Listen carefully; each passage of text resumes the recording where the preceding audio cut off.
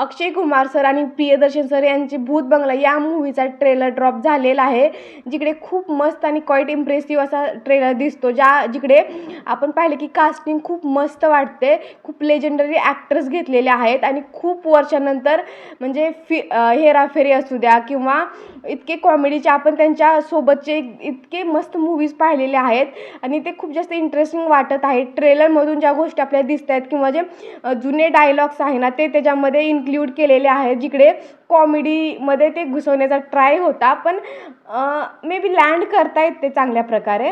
जिकडे दीदी डर गई या छोटे मोठे जे डायलॉग्स ऑलरेडी फेमस झालेले आहेत ते घेतलेले आहेत. ते एक नॉस्टॅल्जिया फील देणारं आहे मला असं वाटतं. कोणाकोणाला ते रिपीट चांगलं वाटत नाही पाहण्यासाठी, पण मला त्या गोष्टी आवडतात की जुन्या गोष्टी आपण त्याच्यामध्ये इन्क्ल्यूड करतो, जे ऑलरेडी फेमस झालेल्या आहेत गोष्टी, तर ते त्यांचं एक प्लस पॉईंट असू शकतो असं मला वाटतं. आणि अक्षय कुमारची कॉमेडी टायमिंग खूप चांगली असते, जे प्रत्येकालाच माहीत आहे.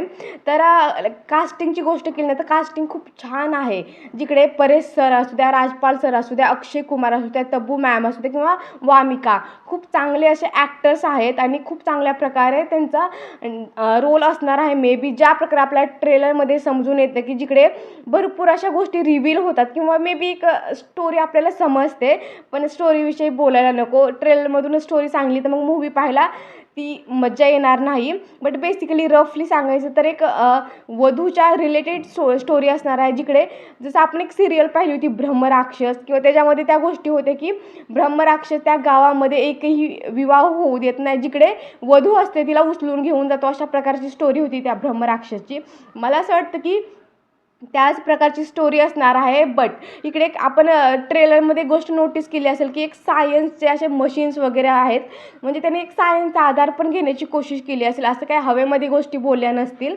तर तिकडे हवेली ती भूलभुलैयाची फिलिंग देणाऱ्या गोष्टी वाटत आहेत. बट आता बघूयात की ते किती क्रिएट करतील, भूलभुलैयासारखं क्रिएट करण्याची कोशिश वाटते.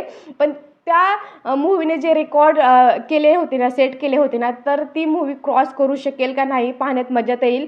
बट ओव्हरऑल ट्रेलर जो होता ना खूप इंटरेस्टिंग आणि क्वाईट चांगला होता असं आपण म्हणू शकतो. बाकी ज्यावेळेस मूव्ही येईल त्यावेळेस आपल्याला समजेलच की मूव्हीमध्ये ॲक्च्युअलमध्ये काय गोष्टी असतात.